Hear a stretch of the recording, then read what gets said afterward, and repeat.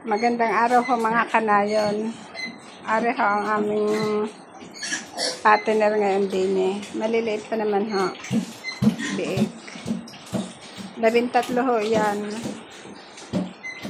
Ayan ha, para ho hindi sila mag-away-away. Nilagyan ho namin ng laruan sila. 2 bote. May tubig ho yan nakasabit. Sinabit namin para pag nag-aaway-away sila, masasagi nila yan. Ihinto na sila sa pag-aaway. Ayan ha. Ayan, ganyan ha. Para ho maiwasan ang pag-aaway. Pag nasagi nila yan, titigil na sila. Libangan na rin nila.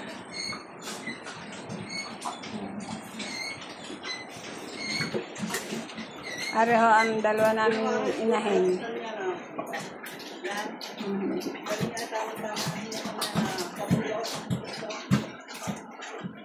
Kami ho ang gamit namin tubig ibumba lamang. Ayun ho.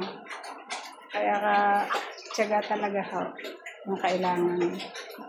Ari ho ang kanilang inuman. Yan. Hindi na ho. Ayan, nilalagyan ho rin namin ng tubig. Yan.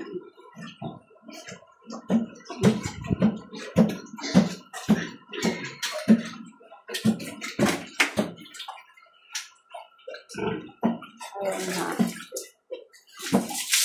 Tapos, may 4 pa rin ho kami din yung inahin. Ipakikita ko sa inyo. Mga akon ho, mga tawag dito, hindi pa ho mga buntis, mga bagong walay sa anak. Yan. Ito. Oh.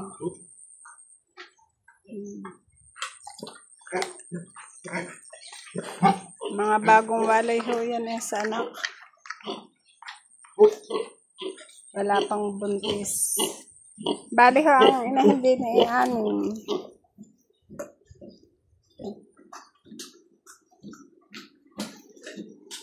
Ay, napapasayaw na ho ang aking mag-aalaga. Ganda naman tingnan pagka malulusog ang alaga. Yan. Yan ang kanilang laruan. May taga-alaga. 2 inahin. Yan.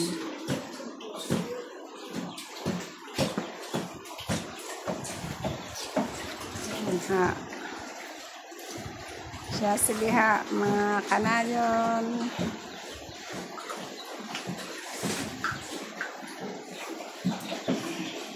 Ara pa, sisiritan, may sugat ho yung isa. Ayun, nasa sa bandang gitna. Yon, sa tiyan. Bural yata yun. Oops. Ara. Papasiritan mo na ng ano yan? Pangalan yan? Pasirit na yan.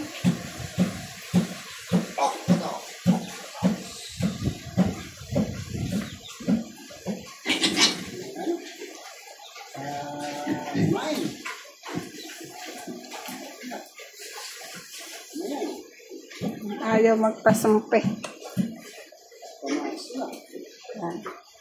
Sige ha mga kanayon, hanggang dito na hulaan mo na ulit. Ayan daw ho, ang kanyang paglilinis, pinakikita sa inyo. Ginawa ng mahabang tangkay ang brush para madali-dali.